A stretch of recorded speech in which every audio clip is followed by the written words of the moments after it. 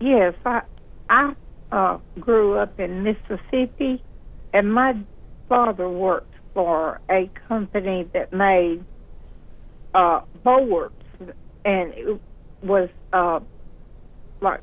and it was big press boards. And when Daddy would come home from work, me and my brother were real young, like 4, 5, and 6. He would pick us up and hold us, and he would have this smell on him that was real bad. But, Daddy didn't get to hold us a lot because he worked so much.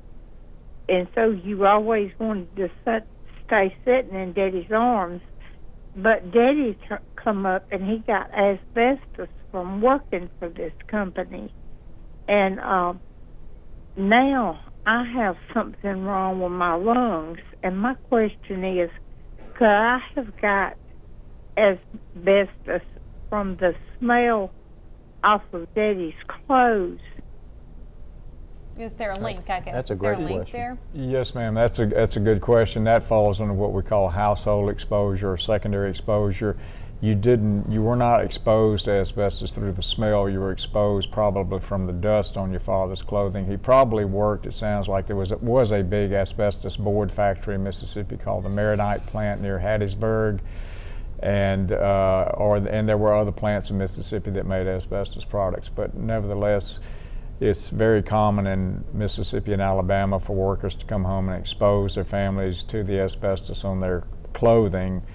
This would have happened back in the 50s, 60s, 70s, and 80s for the most part.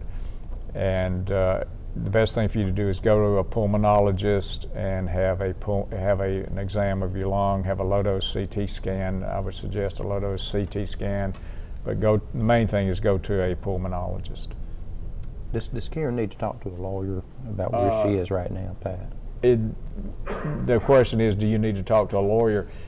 At this point, you can, but you cannot file an asbestos claim unless you are presenting or showing an asbestos disease, mesothelioma, lung cancer, colon cancer, stomach cancer, or asbestosis, or ovarian cancer. You can't file just for exposure alone.